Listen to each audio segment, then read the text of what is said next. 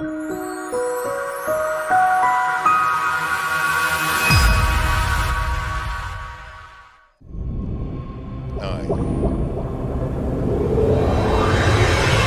5, 4, 3, 2, 1. Hey guys, I'm Annie with Explore Scientific, and I am stepping in for Kent today because Kent had to take care of his kitty cat. So there's that. Anyways, I've heard a couple of you have Kitten already been saying cats. kitten cat, Kent in cats. No, That's kind of a kitten mouthful. cats. Kitten cats. Oh, kitten cats. I thought you said Kent and cats. That's Boots and so cats that and sounds like a boots mouth. and That sounds cats like a and cats mouthful. and That boots really and sounds like boots a and mouthful. cats. Have you seen that video? Yeah. Okay. Maybe, I don't know. Okay, so today I'm just going to talk about and go through our iXOS 100 and how some troubleshooting, some Exos 2 with that troubleshooting and things like that. We get quite a few phone calls, software updates, and things like that through customer service. So I thought that I would discuss that a little bit today. I have heard that some of you are already saying hello out there in the social media world. So I'm just going to call it social media world because we have so many platforms. Well, So I don't know you can. I don't know who's where. We're not on Amazon, so you can say whatever. I know, but I don't know where everybody's at is what So I'm saying. if You you could look be at the on screen, YouTube, you'll you could see be the on cat. Facebook, you could be on. Oh, See, howdy everyone from Beatrice. see the There's little red mark over there on the left. Yes, he's on YouTube. She's on YouTube. That's correct. How are you, B? Oh, Osmosis00007 says howdy internet peoples. I love that. I love that term, internet peoples. That sounds like really good. So Space Time with Robert. Hello, Space Time with Robert. So yeah, we've already got some people out here talking to us and saying hello. So today, like I said, I'm going to talk about the iXOS 100. We're gonna jump over to another camera here in a little bit so I can kind of show you the lights and things like that on it. So the iXOS 100 is a great mount. I have it at my house. I'm going to be honest, I have not ever polar aligned it. Oh, B says, how cute. I didn't know that Kent has a cat. He has two. He has two cats. I have never polar aligned it. I have literally taken it out and plopped it in my yard and tried to point it as north as best as I could.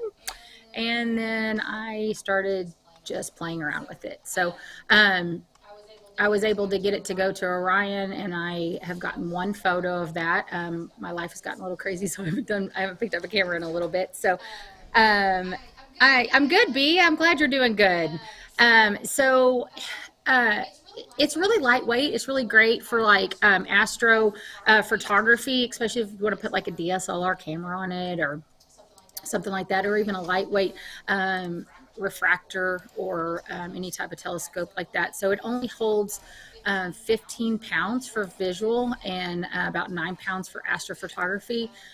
We do not recommend this, but we have had people put heavier equipment on it to be able to they've exceeded the payload. The motors are so good that they haven't had any issues with that, but that's something we do not recommend just because you can have all kinds of things happen. But anyway, so we have tons of people that use our iXOS 100 and our Exos 2 Go-To. We have a few that use our G11, Lost Mandy G11, which is our heaviest version of the PMC8. I use Space Time with Robert. I have a little ED80 carbon fiber. So it's a little lighter than the aluminum tube.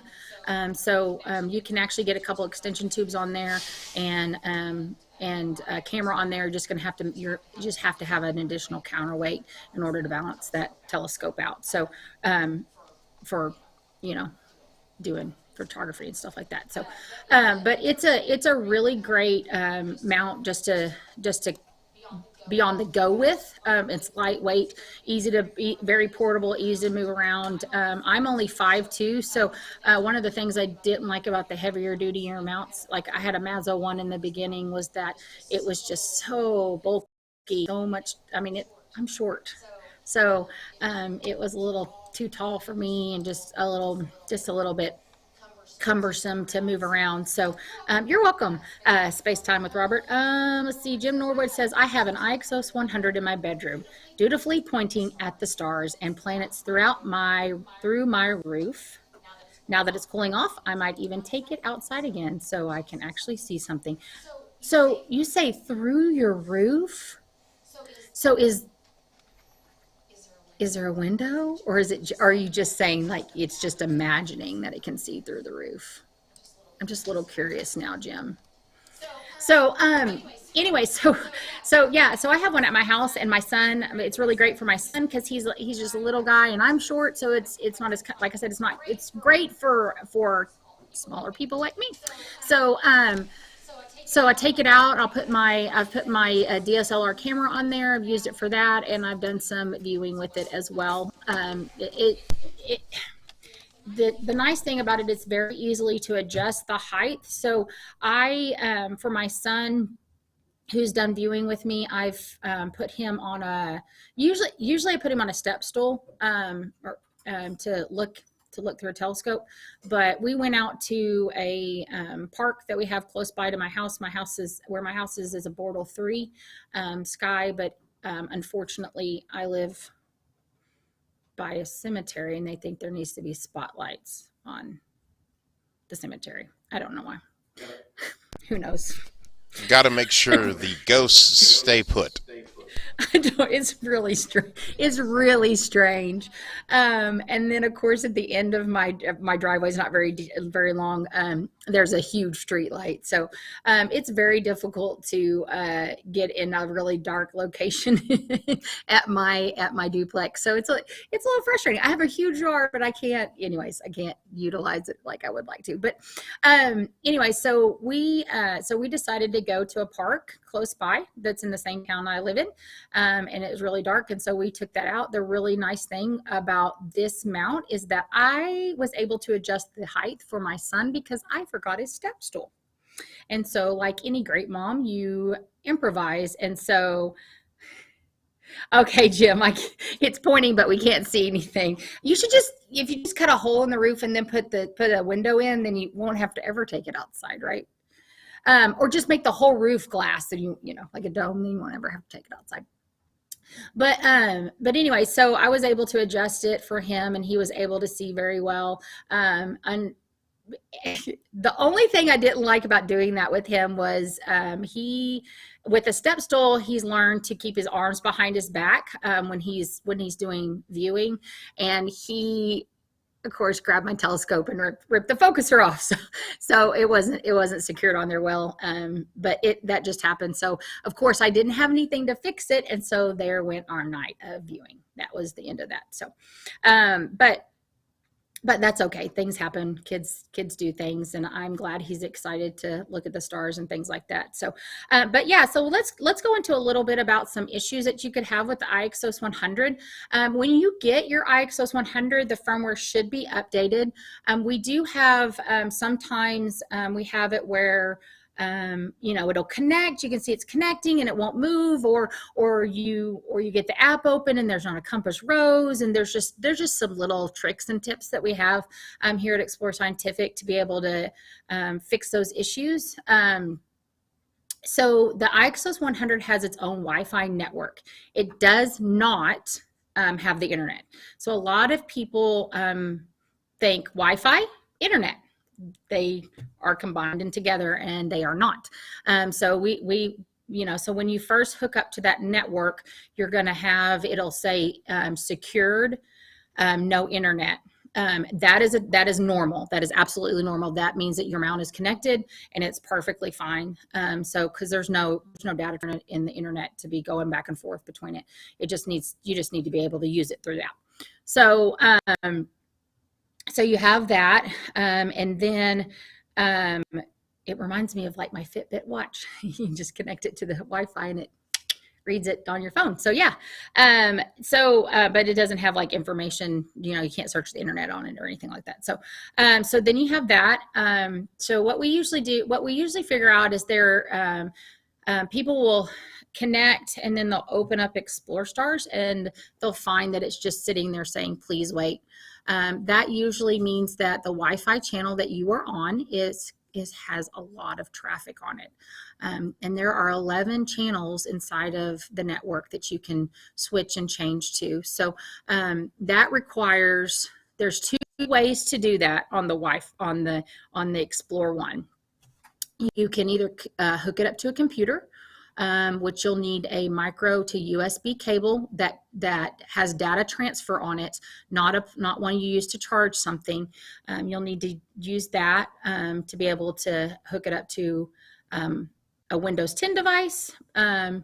And so you can be able to download the software and be able to get in and change those Wi-Fi channels. The other way you can do it is usually the iXOS 100 comes with we call it a dongle switch. I think that's what it's called in the manual, but it is not. He says, Annie, I think your son is proud that his mama is working in the telescope business. He actually loves coming here. He thinks it's absolutely amazing, and he is growing and learning more about the sky. So it is a lot of fun. In fact, I've had the opportunity. He just started kindergarten. I have the opportunity to be able to go in and we're probably going to do something for the school and take some telescopes and try to get that side up and running in his school. It just started. It's a STEM school, and it just opened up last year. And so I just have been in contact with the PTA and the principal there. So I'm really excited. I'm really excited to be able to share the information I've learned over the last year and a half here. So, but yeah, so back to what I was talking about, the dongle switch. We don't call that. So if you call here and you say, I'm missing my dongle switch, we'll know what you're talking about, but we actually call it a Wi-Fi channel changer. It looks like an Ethernet port plug, with just a little antenna. So the way you're going to use that is you're going to plug it in. Paul, can you switch over to that camera real fast? And do I need a microphone? How do I take a microphone over there? Or do I need to not just stay over here? Just stay okay. There. So see, if you look at the cables, the two cables that are on the side of the mount, there's a hole, like it looks like a little plug-in port. The one with that is spirally is the one that goes from the Spirally? Yeah, I'm gonna say spirally. Okay. What would you call it? The cord. The curly Q cord. Cord. Well, there's two cords coming out of this. Anyway, so the one that's like curly Q, that is running from the PMC8 the PMC8 computer to the front of the mount and it connects to the RA drive and the deck drive. The other cord that's straight that's running down is actually going to a power bank, and so that's how you plug that in. That also is how you would plug in. It comes with a battery pack, so you can do, I can't remember if it's I think it's 4 D cell batteries that you'll use for that, but that only lasts you about 3 hours. So we usually recommend you purchase a power bank of some sort, especially if you're going to do a lot of viewing. Plus, it's not fun to go out into the field and have dead batteries. So especially after they get so after you use them for so long, they have a tendency to you think they're full, they look like they're full, they look like they have enough power, but don't have enough power to move the motors. So we recommend a power bank. The one little square that is open is actually where that dongle switch would go. This mount has a couple of lights, has one red light and one green light on it. You can't see those clearly right now, but what'll happen is when you stick that, you'll turn it on, you'll stick the Wi-Fi channel changer in there. The lights will go a little crazy, as Jerry likes to say. And once you let them settle down, then you'll take out the Wi-Fi channel changer, turn off the mount, repower it back on, and reconnect to the app, the Wi-Fi network, and then the app. So That helps you kind of change those channels. Like I said, there's 11 of them in total. Sometimes when your mount comes, it might be on channel 0. If it is on channel 0, you're not going to get anywhere with it. So, oh yes, thank you, Paul. He put that data cord there. So yeah, we highly recommend. We highly recommend um, making sure that it's not on 0. So that might be one issue, like of why it's not connected. Why it's not connecting is because it's on 0 and you just can't get it connected. So we recommend trying to do that and change it. Space Tim with Robert says, I think spirally is great. That's my terminology. I don't know the actual technical term for that cord, but anyway, so we recommend that you change the Wi-Fi channel if you connect to the app and it just says please wait. That could help some. Thank you, B. So it's that's one thing that you can do with it to change it. The other one is when you are connecting Space Tim with Robert. No, it's only in black and silver. That's all we have it in. And this is all of our mounts, all of our Exos, our Exos 2 and G11 Lost Mandy are these colors. So that's the colors we have for them. Yeah, but that's kind of a neat thing to think about, being colored. Hey, what if you could get it like, I don't know. What color would you want yours, Paul? I want invisible. Wait, then people could trip over it if they were, especially in the dark. They wouldn't be able to see it at all. Well, they'd have to buy me a new one. Oh, so then you just keep getting new mounts all the time. That's actually pretty ingenious. So I have no idea what color I'd want. Black's fine. yeah, black's pretty nice, especially at night because it's dark and you don't have any of that reflection from any stray light or anything like that. So it's kind of nice to have it as black. But that's just kind of the look that we have for it. This little mount right here that you're currently seeing is our FLAR 80 640. This actually is a whole package that we have for sale here at Explorer Scientific. It's a great little starter to get you going with a tracking mount. The telescope unfortunately is not set up for astrophotography, but it is great for viewing. So I mean, you could do a cell phone adapter on there and be able to take some pictures like that. But it's a great little telescope just to start off with and get used to everything. So you'll change that Wi-Fi channel changer, change the channel with that Wi-Fi channel changer, or you are going to use a micro SB like I said, to USB cable to hook it up to a computer. Once you do that, you're going to need to go to our website. So, I'm sharing my screen. Paul, do you mind to go over to that? Yeah, hang on. So, I'm doing 15 jobs at once right now. He's multitasking, and I'm adding more to his plate. So anyways, I had lunch earlier. What you'll do is you'll go to explorerscientificusa.com or you'll go to explorerscientific.com in order to get the software to be able to use our UFCT manager and things like that, to be able to use a computer, a Windows 10 device preferably, or newer device in order to change those Wi-Fi channels. And there's also some other settings on there that you can change.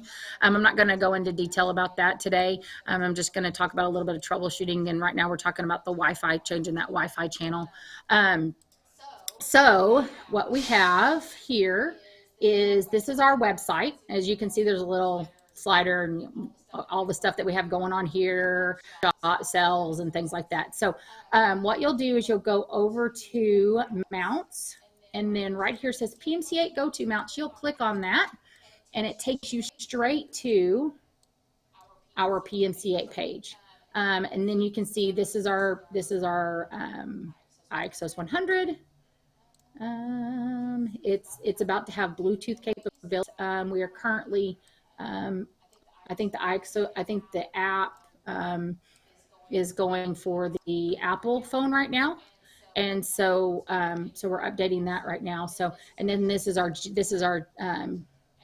Exos 2 Go 2 with PMC8. You see it's a little bit heavier. This right here is where the computer for the PMC8 side. So these cables come over and hook up to the deck and the RA access, and that's how it tells it to move and wherever it's going. The really nice thing about this mount in particular is that it already comes with a polar finder scope. So you're set up to do a polar alignment with it.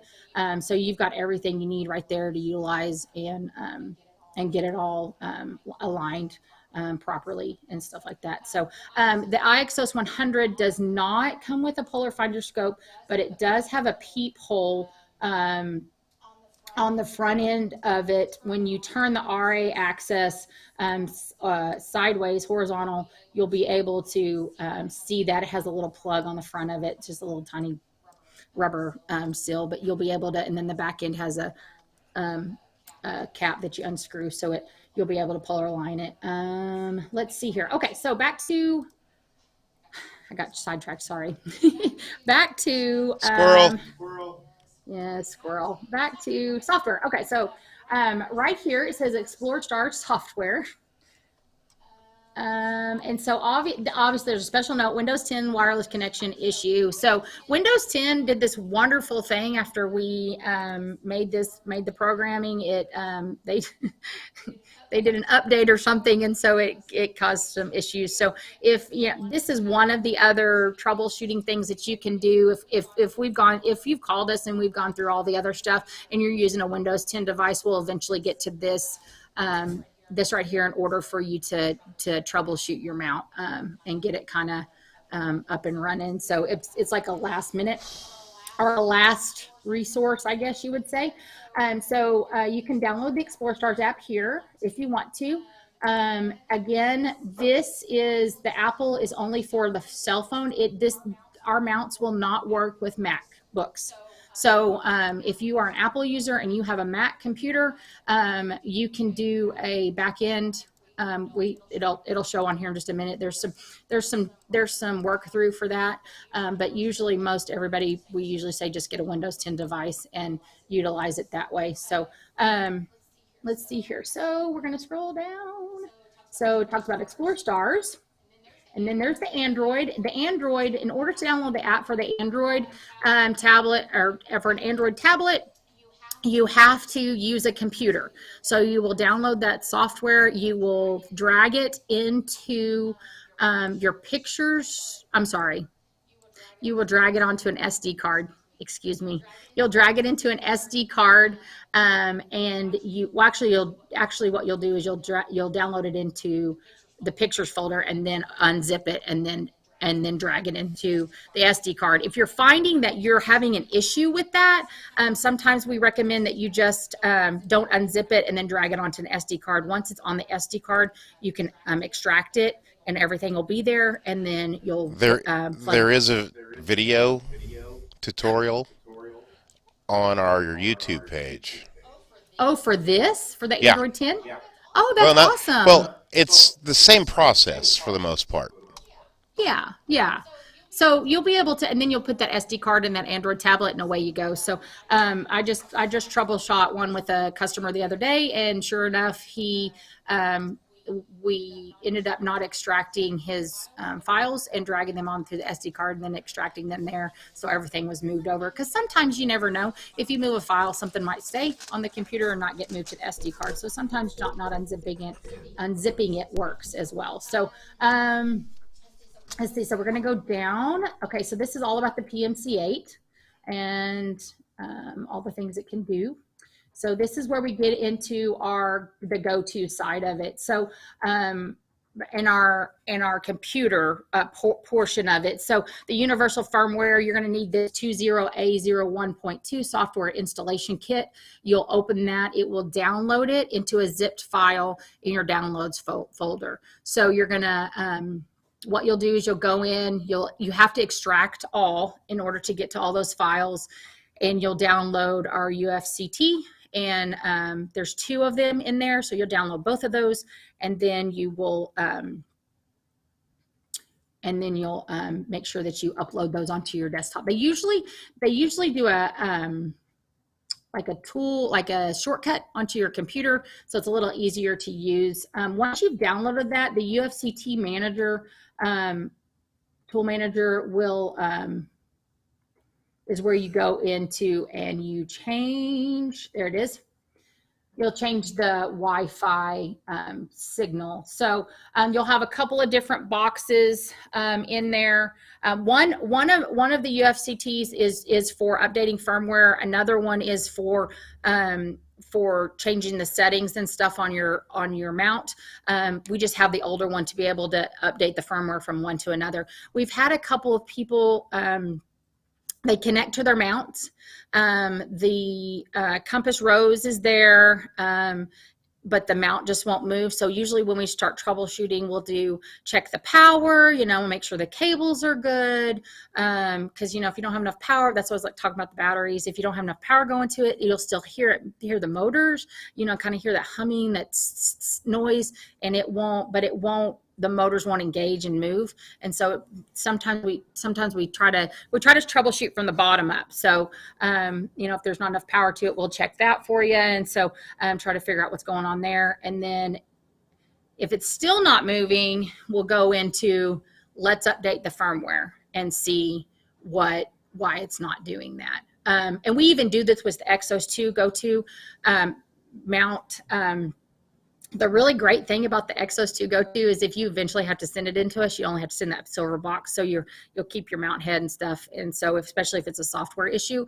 But usually we get them here and, it looks like the software's been updated, but it hasn't. And so, which is, that happens to the best of us. So, but anyway, so what you'll do is you'll upload that UFCT, which is right here, software installation kit. You'll click that and it will download. And then, like I said, you'll extract all and then do the two UFCTs and make sure that those are on your laptop or your computer, and you'll open those. Let's see here. This is the old firmware, so make sure you don't click those because we're moving out of that and we've got a new one. I think they just did that. I think they just updated. Do you know, Paul, has it been a year, the software update? Do you know how long it's been? I wasn't paying attention.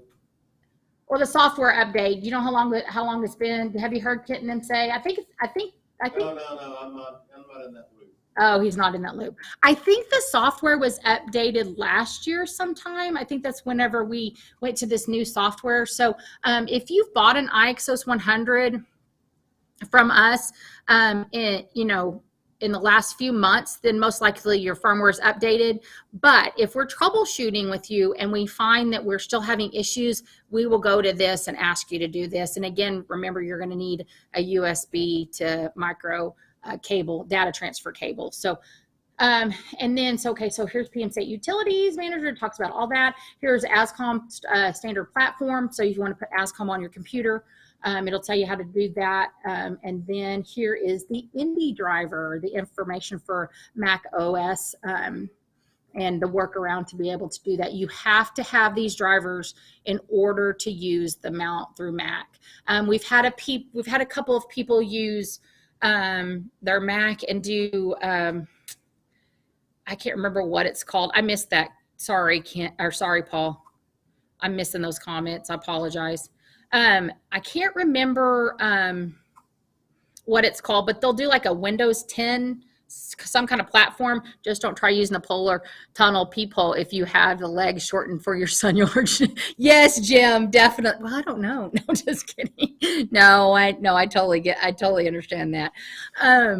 He's not much tall. He comes up to here on me, so he's getting pretty big. So, I forgot what I was saying.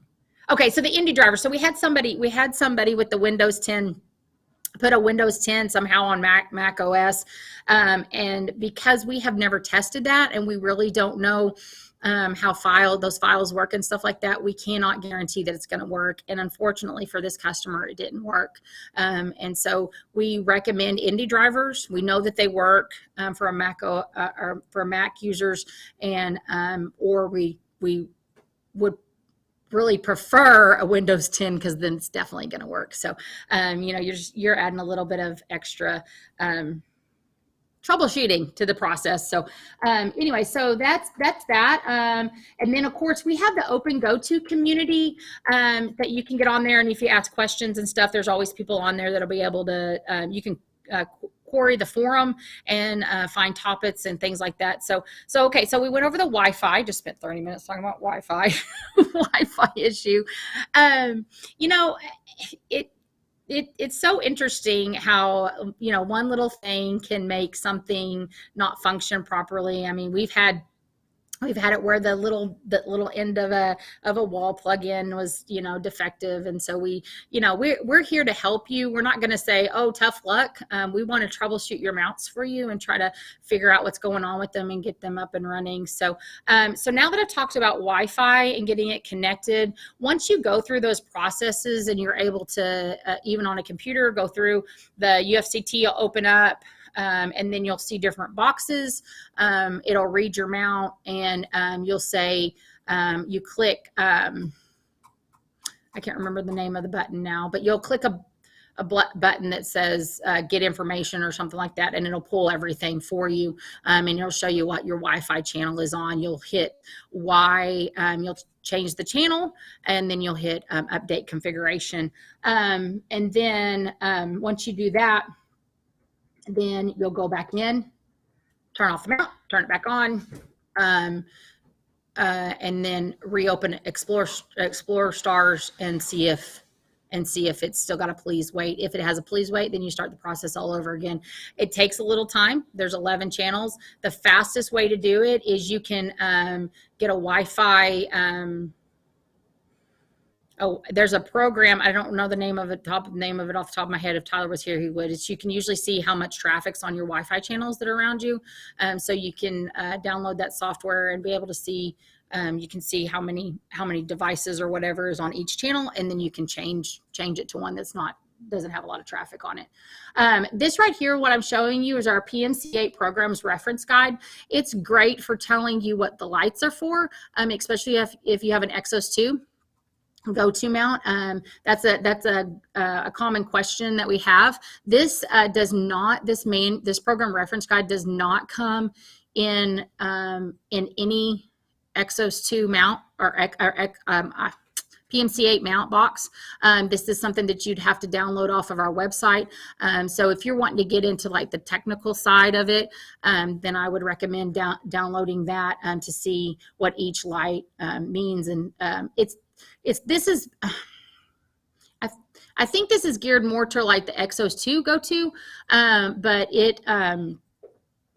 it is also, but the lights they should be able to tell you what each one is for. Currently the Exos 100 only has 2 lights. One is power and one is Wi-Fi. So it's pretty easy to figure that out. So the Exos 2 is totally different. So that's the website for where you get software and stuff like that. Excuse me, I'm not used to talking this well. I'm talking this long, sorry. Okay, so I'm going to stop sharing. Let me see. Whoops. Everybody saw me like a crazy person. Thank you, Paul. Thank you. Well, I hit stop sharing, and then all of a sudden I could see myself. Well, I didn't have a chance to change it. Well, there you go. You didn't have a chance to change it. Okay, so one of the things that we also have that we have people calling about is they believe that the mount is grinding if it gets to a certain place. The design of the iXOS 100 and Exos 2 mounts is that the gears will not grind. They will not hurt themselves. So if you're hearing a clack, clack, clack, clack, clack noise, it's usually something slapping or it's the the gears trying to make adjustments for whatever's going on. Usually that means that the mount is unbalanced, and we highly, highly recommend balancing your mount before you ever before you ever use it, because if you put too much payload onto a mount, you're gonna you're gonna find yourself in a world of hurt later on down the road, because you're gonna strip some things and do some things like that. So so we so the IXOS 100 has two clutches on it. One is where the counterweight bar is at. That's for the deck. And then the other one is on the back end where the peephole is at on the IXOS 100. So you'll unlock that and you'll be able to move that RA. So when you move it, like I said, you'll turn it horizontal, and then there will be a see-through, so you can do polar alignment. The really cool thing about the peephole is we put it there so you can have an easy way to polar align. Of course, there's not a light, but a lot of people have come up with ideas and things to be able to get around that. And so we've had people shine a light. Kent says shine a light through it, get it where you're going, and start polar aligning it that way. So of course you're going to have to move back and forth, but it's currently not in stock. We do have a polar finder scope on and adapter bracket that goes on the front of the mount. That is made for it. So it sticks off to the side just a little bit, and then has that polar scope, so you're able to align the mount like you need to. So that's how you kind of polar align it. Or you can go to our YouTube channel and watch Kent do it with a broom. So you also have that method. So it's kind of neat to see that him do that. So but yeah, so there's a couple of different tricks and tips in order to be able to polar align your mount. But anyway, so yeah, you'll unlock that clutch, and then you'll make sure your telescope's on there, and then you'll move those weights just like a seesaw or weigh scale or whatever you want to call it. So we do not recommend it being 100% balanced, just because you want to give it a little bit of play. So what we usually tell people is however you want it, especially with astrophotography. Some people want, like Tyler likes, let's see, I've got to think about this. Tyler likes his mount telescope heavy. And I think Kent likes it. Kent likes it telescope heavy, and Tyler likes it camera heavy, I think is the way they like it. So you just have to work around with that. It's what you like. It's your personal preference. It's not really set in stone how you're supposed to have it. We just don't recommend it being 100% balanced, just off just by a smidge, so you can get a little bit of give and pull and stuff like that whenever you're moving it.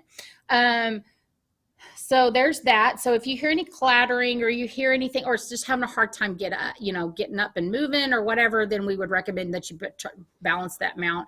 The first thing we'll ask you is what do you have on it? And then if we still cannot figure out why it's doing what it's doing, we always, if you ever call us, we always ask for video. Because being there, and we can't be there in person to see it, so it's a lot easier for us to see a video of what's going on with your mount, for us to be able to help you out with it. We want to find the quickest resolution for whatever's happening, and so we really recommend that you do that video and then upload it. Of course, a lot of people have a hard time getting those up into their cases. So when you go on support sync, when you go under support portal, customer portal, sorry, I'm skipping over my words, customer portal, then you would open up a ticket. Kent uses the broom handle method for polar alignment. I use the leaf rake method. I think you probably could use both. B says, I like it telescope heavy. Yeah, it just depends on, it really depends on whoever, just really depends on your preference. That's why it's so funny, because it's so funny to listen to Kent and Tyler like, no, it needs to be this way. No, it needs to be that way. And so it just really depends on your preference of how you want your mount balanced. So when you upload cases and you're sending us a video, usually we ask you to send it in send us a WeTransfer link or a OneDrive link or something like that. So, our portal only houses so much you can only upload so much, and so sometimes those videos are hard to upload. So we usually ask you to send us a link, and we'll do it that way. But we always ask for pictures, always ask for video, just so there's no confusion between us and the customer. So we don't. It's not that we want to make it sound like we don't believe what's going on. It's just we want to clarify. We want to make sure that we are helping our customers to the best of our ability. And so in order to do that, like I said, we can't be there in person. So that's why we ask for pictures and video. And so that helps us troubleshoot those better and get you up and running quicker and off onto your hobby. So, so if the grinding, if you think you hear it grinding or chattering or whatever, so then we'll ask for a video. We'll try to see what it's doing. I'll have if one of the customer service reps here cannot figure out what's going on with it from the knowledge that we have, then we'll go talk to an engineer and ask him to look at the videos. Our customer service reps here are trained. When I started, I knew nothing about a telescope. Nothing. I'd never touched one before in my entire life. So just recently, I think last week, I was talking to a customer and she said, "How long have you been working there?" I said, "1.5 years." She goes, "Oh, no way. You sound like you've been working there for 5 years." And I thought, what a great compliment to be able to pick up so much knowledge and learn so much. She was buying a telescope for her husband. She didn't know, she had tons of questions, didn't know what to get him. And so we really train here. We take product home, we mess with it, we learn how to use it. So you're not calling just anybody when you come. Thankfully, I'm only 5% off Magnetic North makes the compass method easy. That's awesome, Osmosis 007. That's really good. I bet you I bet it does make it really, really, really, really easy. So anyway, so we really recommend, so when you call here, we want you to be reassured that you're not just getting somebody to answer the phone. Like we really want to help you. And if we don't know the answer to the issue, then we go find somebody that does. We don't leave everybody just high and dry here at Explore Scientific. We try to find a resolution, try to find what's going on with it. We try to fix it. And so, we take a lot of pride in our customer service here. And so a lot of the CSR reps the CSRs that come through, they're trained and they use our product. So they can learn more about it. So the iXOS 100, so when you call, then that's when we do the video, do the pictures, and then we'll start troubleshooting it that way and try to figure out what's going on with it. I do want to say, if you take your mount apart without one of us telling it, you could potentially void your warranty. So if you have an issue, please call us, because we are here to help you. We want to help you with your mount, figure out what's going on with it, and get it up and running. We don't want to put somebody in a bind that stripped it completely apart, and then we can't figure out what's wrong with it in the first place. Unfortunately, that can void a warranty.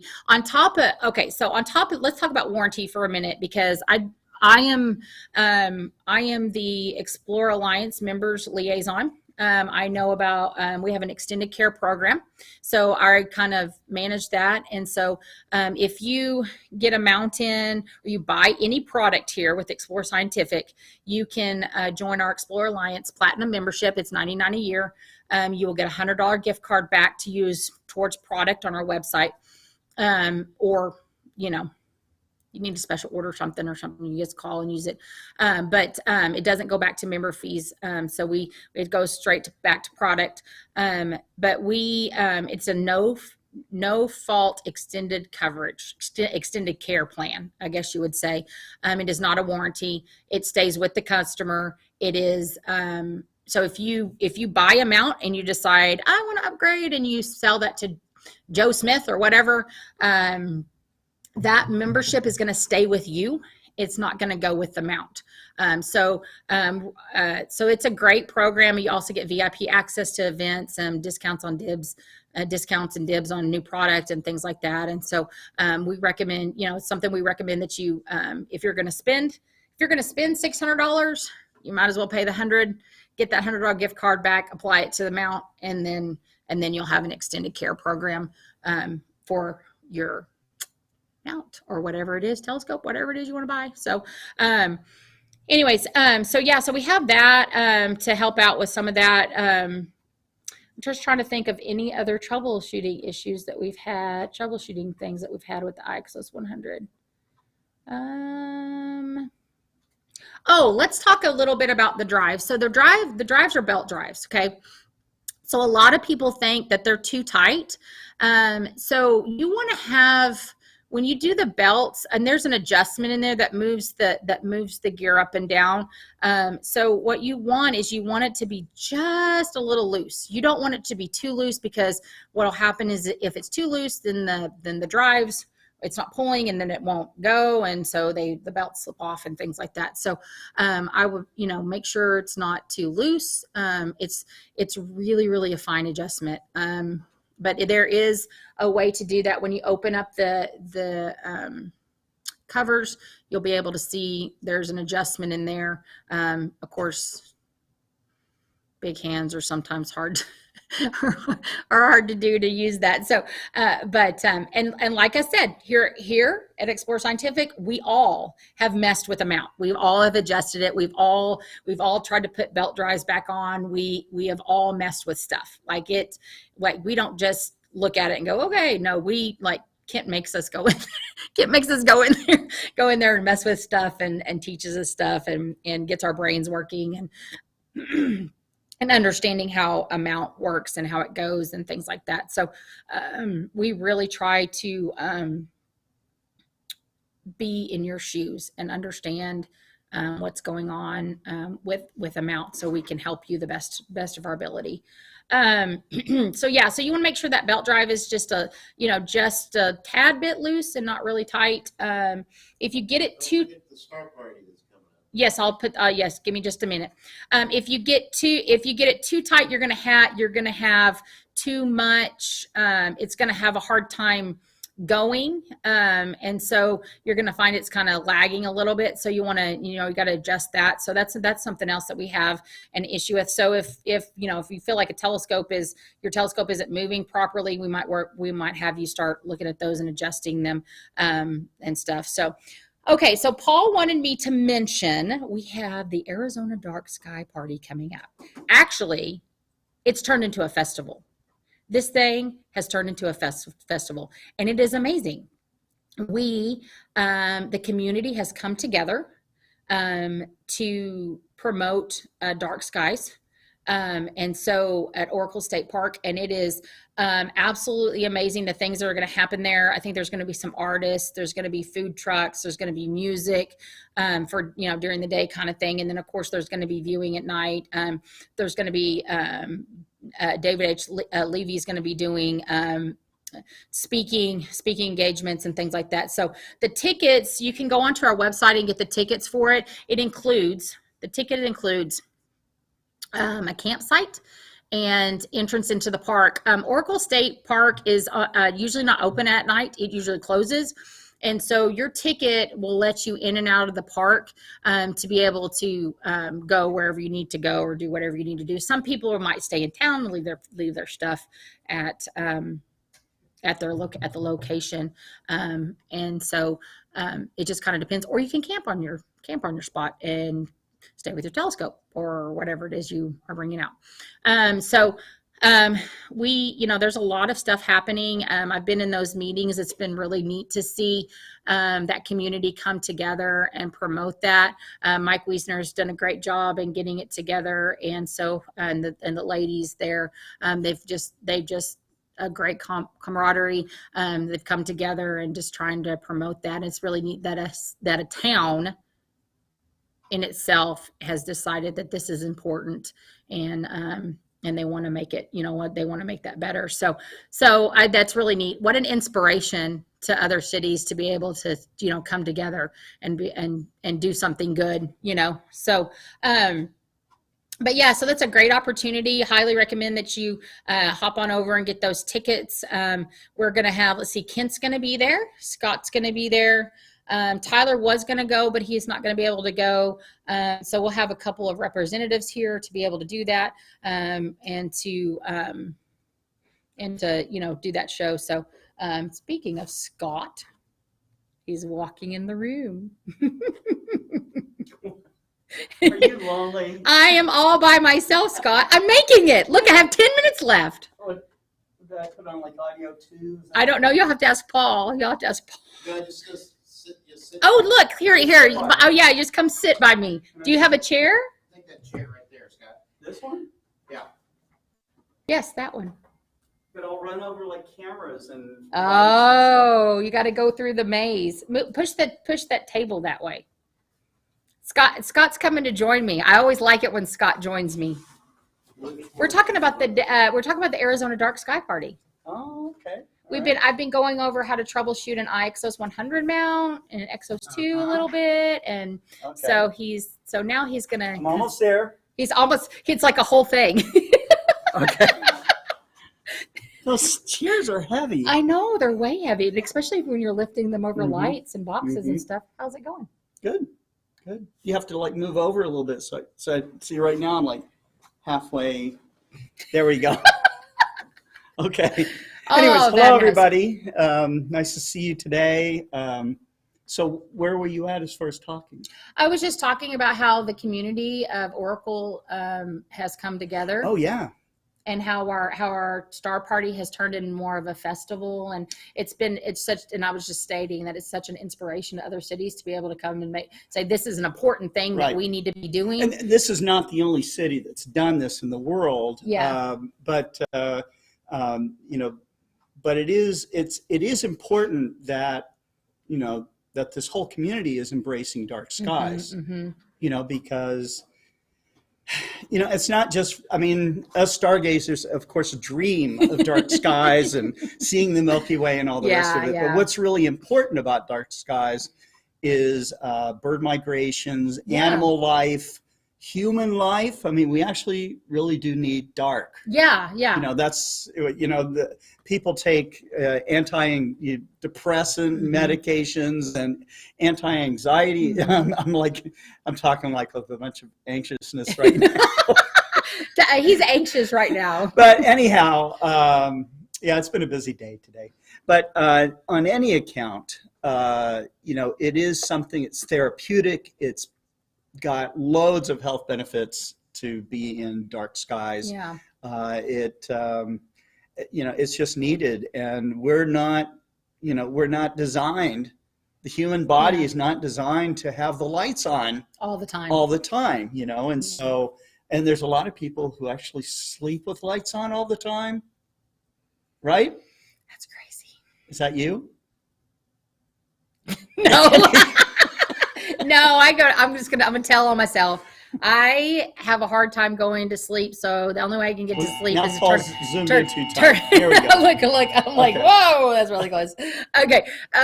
So I have a hard time going to sleep, so usually I turn the iPad on and watch TV till I go to sleep. That is so bad for you. I know.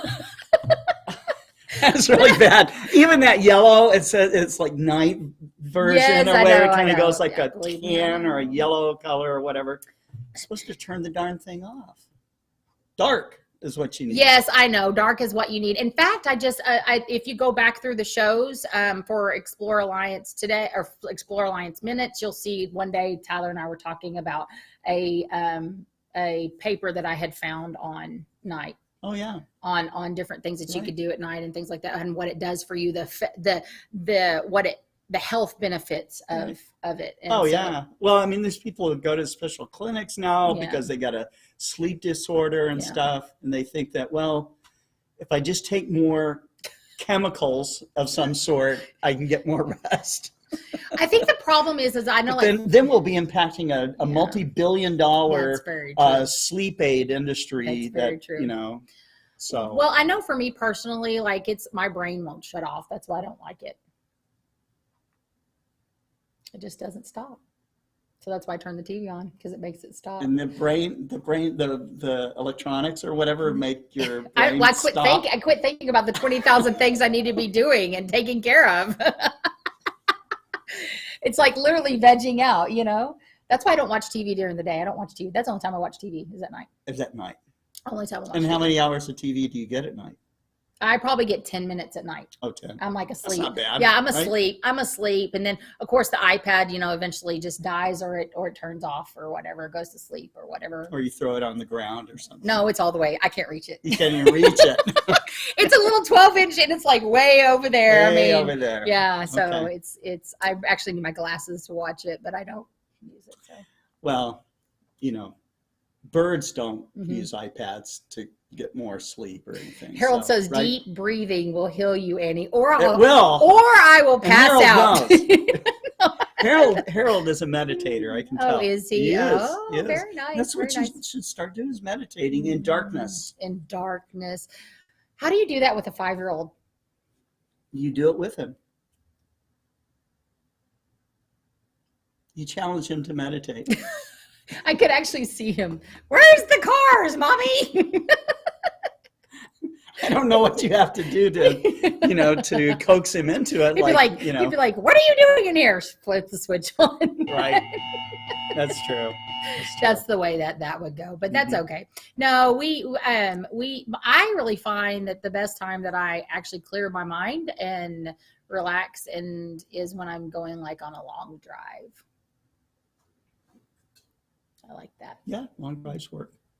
But And it's a long drive from here to the Arizona Dark Sky. It Yeah, is a very let's long come drive. back to the star party that we were talking We were about. talking about Okay. Yeah. So from here, from Arkansas, and I am driving, it's going to be, I think, like 1,200 miles Oh, or wow. something Are like you that. taking the Airstream? Taking the Airstream. Oh. Yeah, Barbara Jean has How- not been out on the highways for a long time. That's what I was just about to ask. How long has it been? It's pre-COVID, so. Oh my! I mean, I did gosh. take it around here, but that, Barbara Jean, the vintage Airstream, just went likes out there to and said, go "Hey." out there. Yeah, you just went out and said, "Hey, Barbara Jean, you go on a little joyride for a little bit, and then bring her back." Is that what you did? That's what I do.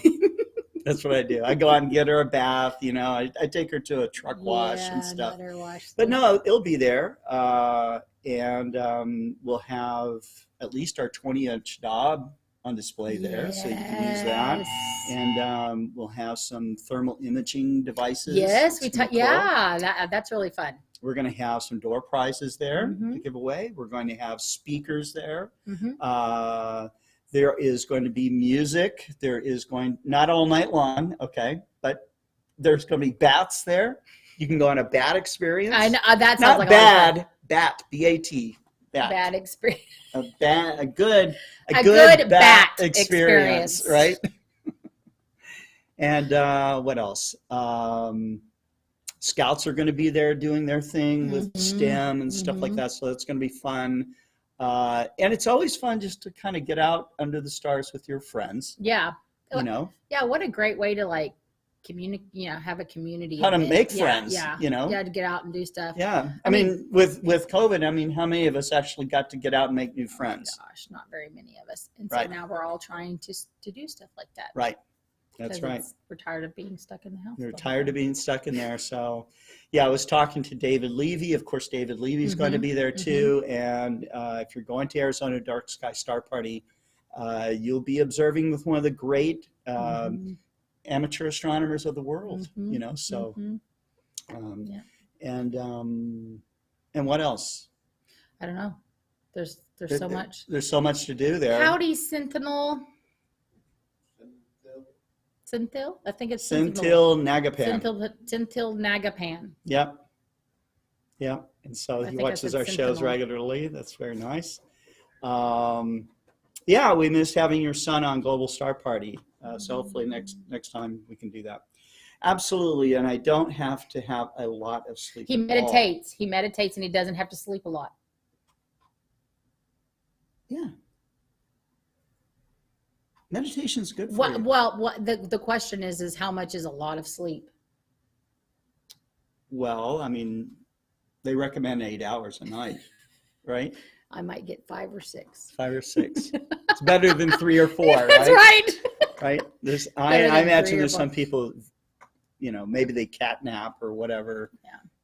Thomas Edison was famous for not sleeping, Well, I would actually get more but I have college classes I'm doing right now, so that's part Yeah. of life. So I have to stay up. Well, you're a busy mom. You work here. It's busy here. Yeah.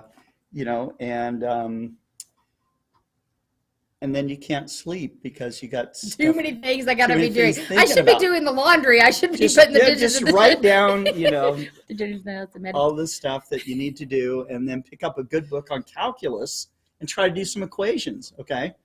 And you'll fall asleep like that. And then you can hilarious. use the Teenagers in the house, book. meditating is fleeting, Beatrice. However, sometimes it does take a while to mow the lawn. I was thinking about mowing the the lawn. Okay. You can calculus. do meditation and doing anything. Well, okay, so when I was, anyways, I have 4 children actually in total.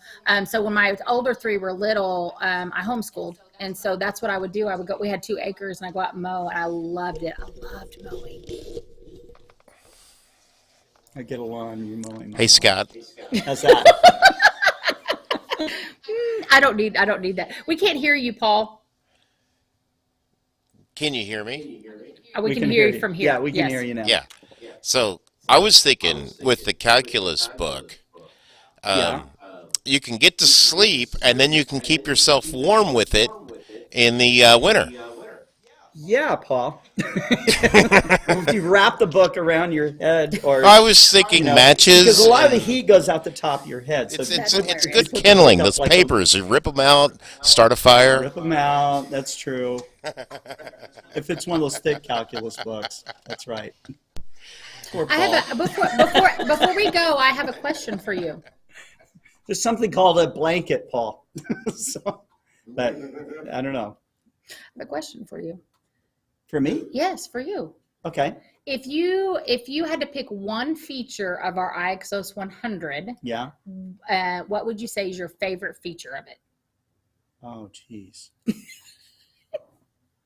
It's a tough question. It's not, well, I think one of the most, to me, the thing I marvel at, there's a few things I marvel at about the mount, but I marvel at the versatility of connecting to it, Oh, yes. right? Because it can connect simultaneously with Wi-Fi. So I can have my tablet out there and I can have my cable running right up to it. So if you got the scope set up in the backyard and let's say you're imaging and all of that stuff's running down to a little nut computer or a laptop or something, then I go in the house and I can use TeamViewer or something and connect to it. Yeah. Okay. Right. So I'm operating from the house. But then I walk outside from mission control in my home. Okay. With the tablet and, I can center up for the next shot or whatever. Yeah. So that's what I think is so cool about it. Yeah. And I didn't highlight that part of it because I just talked about some, connection things and some things that we usually troubleshoot here at customer service. And so, something that a lot of people don't know about the PMC8 system and the iXOS 100 is that we are constantly always improving the accuracy of it and all the rest of it. In fact, it's gotten to the point where unless you're a power user, it's hard to tell that there is an improvement, okay? But we have improved pointing accuracy with it. We have improved tracking rates with it and all the rest of it. They were great before, but now they're like they're coming up in software anyways to the point of where they can't correct it anymore. No, that's okay? pretty darn good. So while I refrain from saying that anything's perfect, that is pretty much perfect. I worked at another telescope company before starting this one, and we had a go-to system that was very popular. But I knew all the programmers. I knew all the work they had to do on it, and I also knew how much more they needed to get. Okay, to where it was like they had optimized the software. And they were nowhere near where we're at. Okay, so that's that part. Well, and that's really cool because that means that our engineers are willing to continue and expand on Right. and making things better. So we don't just stop where we're at. And so, and that's good. So last night, Jerry Hubble, who's our VP of engineering, explained to our, we had, a group of people listening to us, our audience, and they were watching we were driving a 2,000-pound telescope, not a little, this was a size big, of an elephant? massive, bigger than an elephant. Okay. But this was a custom PMC-8, the same electronic system, the same software, firmware, all the rest of it. Okay, driving that 2,000-pound telescope, which it has to point very, very accurately. Okay, in order for it to work. Yeah. And so, oh, so we, as we got into the project, Jerry and his team realized they need to really tighten things up in order to make that thing point as well as, let's say, an IXOS 100 does. Yeah. Okay. Yeah. Right. An IXOS 100 is like no big deal to make that thing. It is a big deal, but comparatively. Yeah, to a 2,000 pound telescope. Very long telescope, because telescopes they flex. There's all kinds of things. So, the ramp up speed of getting this 2,000 pounds to move, and then you're coming up on the object, you got to slow down. Yeah.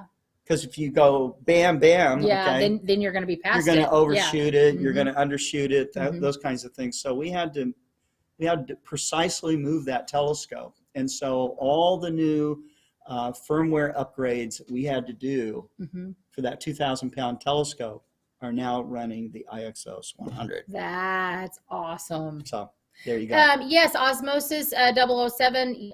We are in the process of getting the app ready for the Apple phone, and eventually we'll get it up and running for the Samsung. But right now we're focusing on the Apple one. Actually, it's going to be Android. Well, we're doing simultaneous. Oh, okay. I didn't know that. We're doing a simultaneous development right now. I think that possibly the Android right now guy may be beating the iPhone guy. Okay, so it's kind of a race. Competition. It is. It's kind of a race, but we'll see. That's awesome. That's awesome. Hey, Mike, how are you doing? Yeah. Mr. Mike Overacker. Yeah, so there's once the Android guy knew that he was actually competing against the iPhone guy, he started getting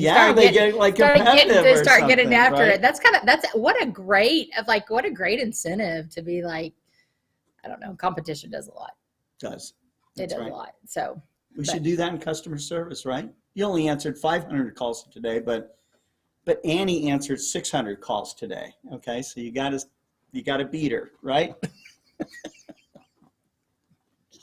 We don't get 600 calls in a day. If we did 600 calls, we would not effectively be helping our customers. Yeah, because our customer service reps would be dead, with 600 calls. Well, sometimes, because that's a lot of calls. Well, that is a lot of calls, but we also take our time on our customers. So I don't know if we could realistically answer 600 phone calls a day, because I already know the answer. The answer is no. Because we take a lot of time. Like, I've been on the phone for 2 hours with somebody, so it just. But there have been times where we get crushed with calls. Okay, so and you know what times those are? Holidays. What else? Comets. Oh yes. Eclipses. Yes, pretty soon the eclipse. Yeah. And guess what you can't do in the telescope industry? You could do, but it's not going to help you, is to hire a bunch of new people, okay? Answer those phone calls. Well, this is what we're talking about here is telescopes, astronomy. Yeah. You have to have special knowledge, and it takes a while to learn. How long did it take for you to get up to speed, do you think? Well, I've worked here a year and a half. And that's one of the things I'd said earlier on the show was I had a lady call. She was wanting to buy a telescope for her husband. She knew nothing about them, and so I started talking to her about things. And she said, "Mike, over to just less than 1,000 calls. Are you nuts?" Yeah. But anyways, and she asked me how long I worked here, and she said, and I said a year and a half. She goes, "No way. It sounds like you've worked there for 5." So I think it really is about your desire to want to learn, and figure it out. And absolutely, that is very true. If you're not motivated, we can't just like hire people who used to work for Sprint, customer service, unless they are a Sprint customer service person that loves amateur astronomy or something. Then we're okay. But if you're not that, and you're just a person that can answer a bunch of phone calls, you could be somebody answering a bunch of phone calls and really not tell them anything. Right. Yeah. Well, and that's one of the things I was telling our audience today was our customer service reps here. We actually work with our product and we actually train. We there's been many times Kent's taken us into the store and taken apart Exos 2s and is like, here, put these belts back on. And, so we train here. We don't just, when I started, I was answer the phones. I was like, like I don't know nothing. Well, we do throw you into the fire. We want to see if you're gonna cut it or not. Oh my gosh, right? Yes, yeah. But it's been a great adventure and such a huge learning process. In fact, one of the things I was talking about earlier too is now I have the opportunity to I've talked to Baxton's principal at School of Innovation. Jim D. Rollins. I was talking about that today. Yeah, and so I've got the opportunity to be able to take telescopes into that school and hopefully get something up and running. And so but yeah, so it's nice to have that knowledge and be able to share it with others and then stop looking at the ground and start looking up. Jim Norwood wants to come to work here. Come on. Yeah.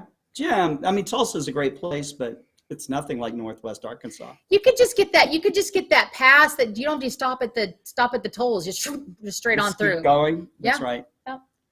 Yeah. It's a 2-hour-ish drive out there. Depends on how fast you drive. I think that they increased it up to 80, haven't they? Yeah, I think it's 2 hour-ish with 80 miles an hour. Scott, we've got On the Hunt coming up at 5:30 for the pre-show. Oh, it's 5:12. Okay. So we got to go off the air. We got to go. Guys, we're having so much fun. It's been fun. Okay. We're having too much fun. Anyways, they have another show coming up, and we've got a lot of things to do. So thanks for all tuning in today. Yeah, hopefully you got some knowledge on the Exos 100, Exos 2 a little bit, and saw our website, and so hopefully that helped you guys out, especially in decision making of wanting to buy one. To learn more about that big telescope, go to badlandsobservatory.com and check it out. Look at their blog. Cool. That's cool. That's cool. So, okay. All right, y'all have a good night. Good night. See you later. Take care. We were just chit chat.